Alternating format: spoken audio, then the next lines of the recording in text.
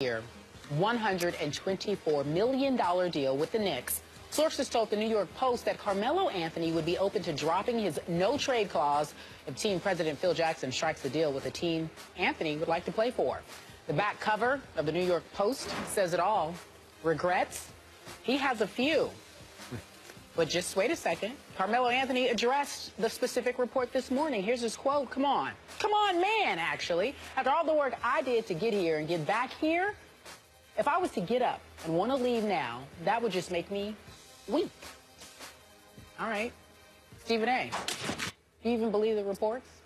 Well, first of all, let's understand what the report said, because you see, obviously, Carmelo Anthony, you know, has been coached by Leon Rose, who should be working for the CIA himself. He's a master at never really answering questions and deflecting attention away from what the real question is. The article did not accuse Carmelo Anthony of asking for a trade. It did not say that Carmelo Anthony absolutely positively wants out. It says that Carmelo Anthony, a member of the New York Knicks, who's at 4-20, has more losses than anybody in the NBA, is off to the worst start in franchise history, who's looking around and sees absolutely no help on the roster, who's wondering whether or not they'll be able to acquire a legitimate player in free agency with the debacle that is taking place before our very eyes with the New York Knicks right now. Would that Carmelo Anthony consider moving on if Phil Jackson found an ideal team for Carmelo to play with while not having to give up his money? Who the hell does Carmelo Anthony or Leon Rose think they're fooling by saying that answer's no? I know both of them. You know how much love I have for my man Melo, Skip Bayless. I can't believe that he's been subjected to this atrocity. I'm so disgusted with the New York Knicks. Don't even get me started. I'm going to be nice. I'm not going to even talk about them that much because I'm just going to lose my mind if I do it. But let's be clear.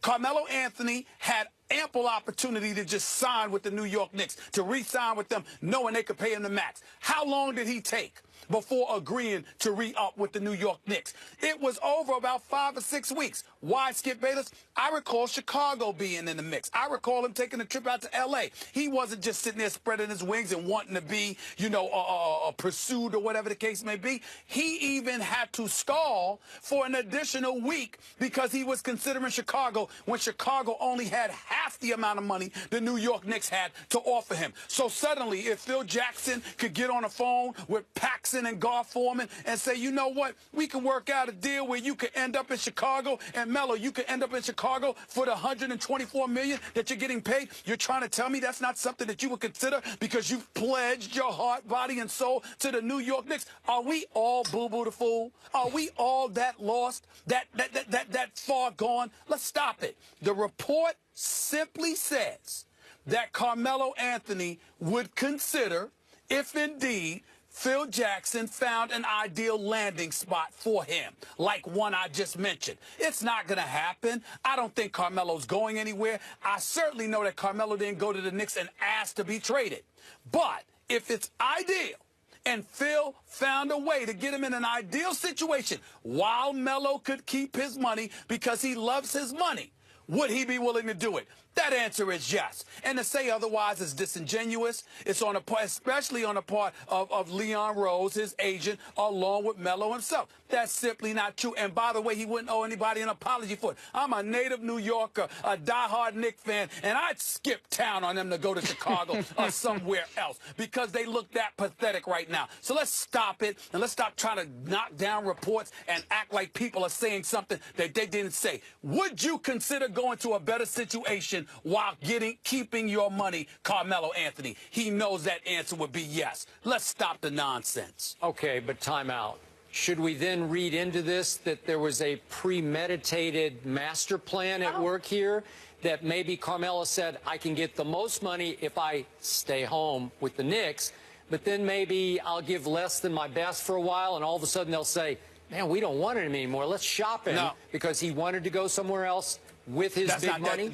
Skip Bayless, I get offended when people say that about Melo because that's not in him. Okay. Melo's going to be Melo, and Melo's going to play the way Melo plays. But a shortage of effort because I'm trying to get out of town. Melo's got far more integrity than that, and I get tired of people not. Melo's a good brother. He would not do that. I agree with you. I'm a Melo fan, but I had to ask that question of you because you know a lot more about this than me.